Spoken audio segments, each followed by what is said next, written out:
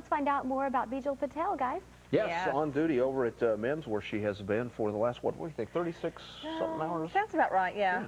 Well, Bijal could tell us. Close enough. She's with us right now to tell us what's up at MIMS on duty. Actually, Steve, I kind of lost track. I know that we're more than halfway through, which is a good thing, but I did get 3 hours of sleep tonight. Good.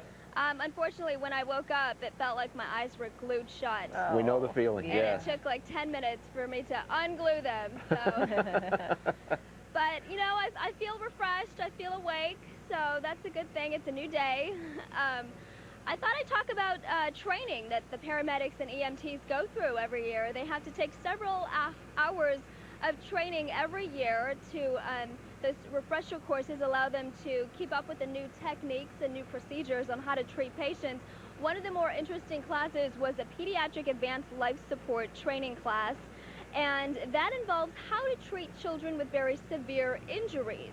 And in this class, paramedics are presented with a very specific scenario. In this case, it was a 7-year-old boy shot in the stomach. The group of medics is supposed to go through medical procedures just as they would in a real situation, and that allows them to explore scenarios they don't normally see on a regular basis in the field. And even though it's practice, these paramedics treat it as though they have one chance to get it right. We have a very limited time to make some very difficult decisions, and we bring all our equipment in.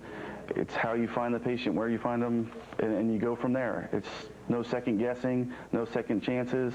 Literally life or death sometimes hangs in the balance based on what our decisions are. So the motivation is there, no doubt about that. And then secondly, it's train and retrain and retrain and retrain. We know a whole lot about very few things, but we know those things really, really well because it's an adapter for this particular brand. Calls for using some very unconventional props, like using a chicken leg to practice how to start an IV on a child. And the aim there is to get the needle into the chicken bone until the point where the bone marrow starts to come out. And when that happens, it means they're doing it the right way. So we really did see some very interesting things in that pediatric advanced life support training class. And coming up later in this hour, we're going to talk to a dispatcher named Harold Green. He is an EMT, which stands for Emergency Medical Technician.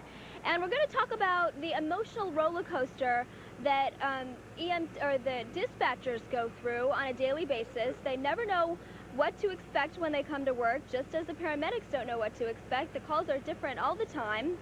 And it's just as emotional as for those dispatchers as it is for the paramedics out in the field. So we're going to talk more with Harold Green coming up in about 30 minutes. Back to you. I can imagine. So, Bijal, thank you. Look forward to that coming up here in just a bit. And Bijal, just 3 hours of sleep and probably won't be eating chicken for a few weeks. I'll never look at a chicken leg again. No, quite the same way. Anyway, hey, we've got the Little Rock Marathon coming up, and we got some folks from it. I just heard Lisa Beckham mention some problems over in North Little Rock at Levy, and you're looking at them live right now from Chopper Scott. Scott, what's up? Situation here. This is I-40 in between the Levy exit and 107. Just happened a few minutes ago. I'm going to go ahead and zoom in here and show you this. This vehicle was apparently traveling westbound and for whatever reason crossed over past the eastbound lanes and then into that clump of trees right there. MEMS arrived on the scene just a few moments ago. Not exactly sure if they were able to find the driver of this vehicle. Well, Bijal Patel is spending her first morning with MEMS on duty this morning. We'll check in with her when Daybreak continues.